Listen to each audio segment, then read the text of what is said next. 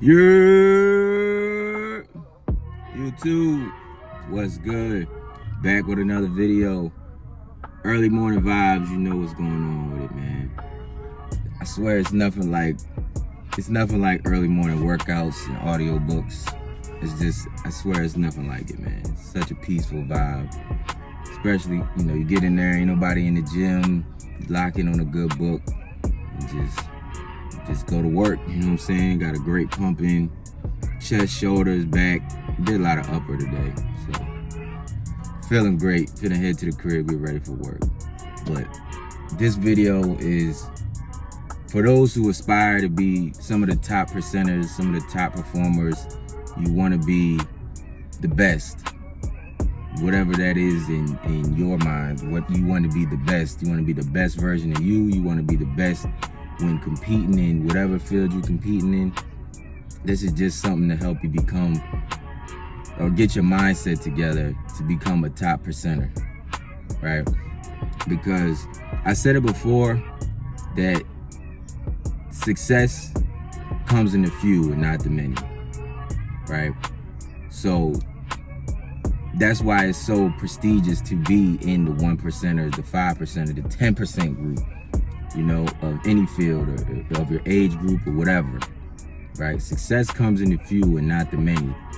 And majority of the creations come from minority of the population. Meaning, for music example, majority of the hit songs and the things that you like to hear come from a small percentage of the music, the industry, right? Even the big artists that you think make these hot songs, I guarantee you, a majority of the time, it's written by somebody else, right? Somebody else who's bigger than them, right? Michael Jackson has a catalog of songs of other people that he owns, you know what I'm saying? And he wrote, and R. Kelly, whatever you want to think about him, wrote a lot of songs for other artists. One of the best songwriters. However you may feel about him, that's not the point. This ain't no morality thing. This is just so you can get the idea of what I'm getting at, right? NCR makes all the cash registers. Since the beginning, they still create all of the cash registers. They still are the leading supplier of cash registers. You feel me? There's things like that. Rockefeller, all the hostile takeovers and stuff like that. The steel industry, majority of everything is controlled by the few, right? And that's so. I say that to say, not everybody is going to be a top percenter. Not everybody is going to be successful. Not everybody's going to be LeBron. Not everybody's going to be Kobe. Not everybody's going to be Michael Jordan. That's the big three, So with that in mind, what are the separating factors that you can do to get into the top percent, right? Of whatever field you want to be in. One is work ethic. What is your work ethic like? Because a lot of people get it confused. I'm a hard worker. I work hard. Are you really? And is that the most beneficial path to being successful? Because everybody technically works hard, but nobody works hard with the thought of upward mobility or long-term success or growth potential. What do I mean by that? Let's say there's two people. One person works hard and the other person's working hard as well. But one person, they have a lawn service. They cut grass for a living. From the time he starts, let's say he starts at 8, 9 in the morning. Works his 8-hour shift, so it gets done at 5, or he might, it's his own business. He can work till whenever. He works hard all day, $100 a lawn, whatever, right? Works hard every day. And this other person, they working hard too. But in their case, they're studying for their law exam or their doctorate degree, whatever it is, right? One person, their growth potential at cutting lawns isn't that high, because it's only a certain amount of lawns you can do, and it's only a certain amount of time in the day. So your growth potential is only so much. And then as you scale, you're going to have to pay employees. You're going to have to allocate that money out to different resources. You get what I'm saying? But another person, they're working hard in the long-term success because their growth potential will be higher. Because as they get that doctorate, it's more likely, not saying it's guaranteed, because I know some of y'all gonna suck your teeth and say something about that, but the possibility and the return on that investment, their growth potential for a higher salary, is a easier route. It has more growth potential, long-term success. You see what I'm saying? So two are working hard, but one has the long-term success and the scaling and the growth potential of the doctorate, and the other has it's a limitation on it. So yeah, they're both working hard, but to what end and to what outcome, right?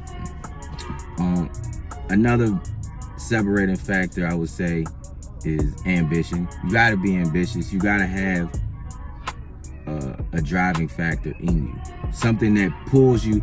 You gotta have something in you that makes you strive to be better, makes you want to be better, makes you want to be the best version of yourself.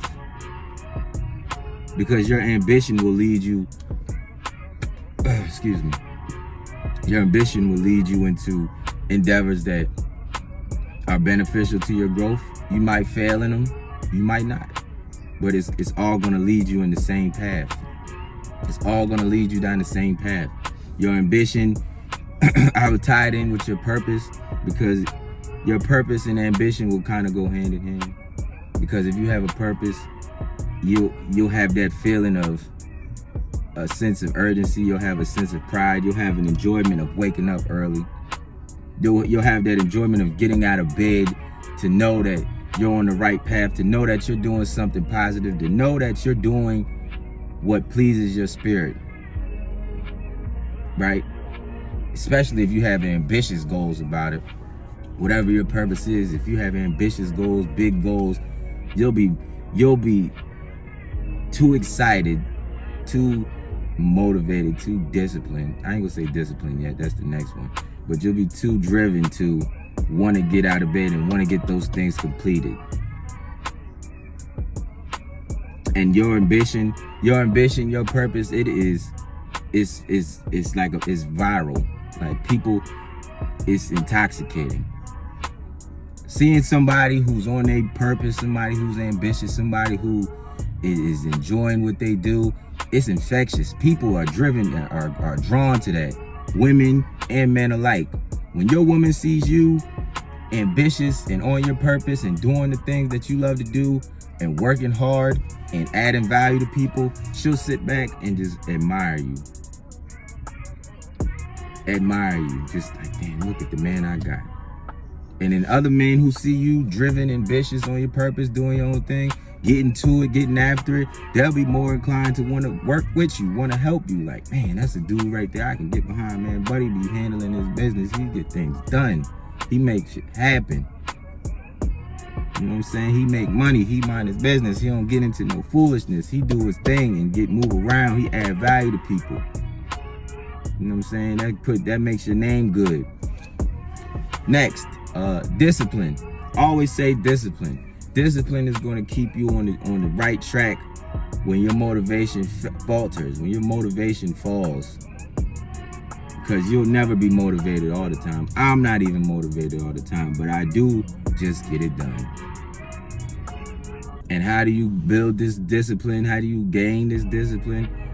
It's going to come from what you sacrificing, what you want now for what you want most. What do you want the most? What do you want the most out of life? What do you want the most in your future? What do you want your future self to see or be a part of? Because that's all comes from the decisions you make today. The decisions you make today may not falter, or not falter, but manifest the results that you want right now, but they will later. And when they do manifest those results, is the future you going to be proud of the product? You get what I'm saying?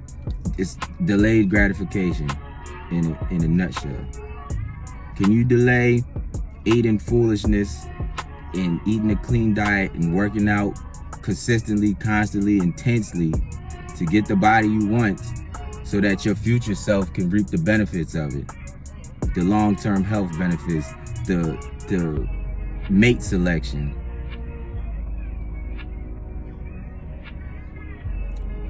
Are you willing to sacrifice the foolishness? Are you willing to sacrifice anything? Because everything requires a sacrifice.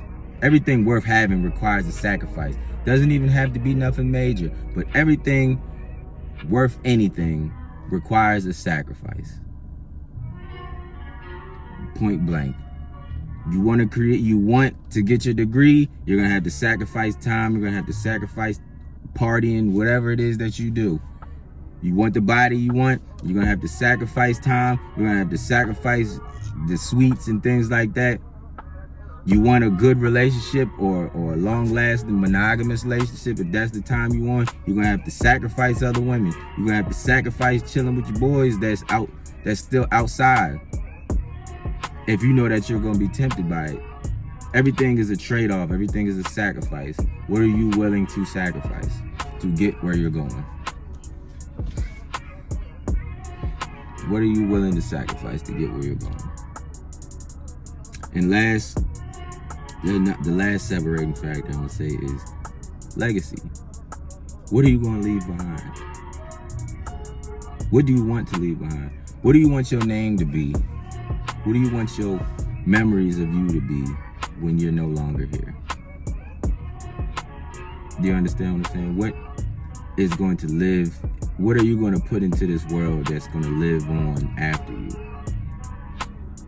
And I say this to say because I feel like it's more powerful when you think about it in the terms of kids as well. Your kids are your legacy. But a lot of times we only just bring them in because of the feeling, the pleasure portion of it, right? So your legacy lives on of what? Debt. And what are you passing down to your child? No, you're not. A lot of dudes, y'all not passing on no information. You're not giving your kid nothing no knowledge that he can move forward in, no life skills, no assets, no nothing. Just debt, hardships, and traumas and problems that we all had. The sins of our fathers we passed down. So what is your legacy? What do you want to leave behind for not only your children, but for other generations of people after you? People who listen to you, people who believe in you, people who follow you. A prime example is Nip. Nip left a legacy behind of just the mindset of how they view us and how you can always shape your own narrative. Rest in peace to Nip. But understand something that I'm going to say it one more time and then I'll end it after this. Success does not come in the many. It comes in the few. There's only so many greats because only so many people will do what it takes to be great. Right? Our problem isn't that we aim too high and fail. It's that we aim too low and succeed. So I want you to sit with that and think, do you really want to be a top percenter? And if the answer is yes, what do you want to do to get there? What do you want to sacrifice to get there? How hard are you going to work? And when working hard, what's your potential of growth, long-term success, upward mobility? All right? But that's all I got for y'all, yo. Until next time, yo, it's Wolfgang Peak. It's Wolfgang Lifestyle. And I'm out.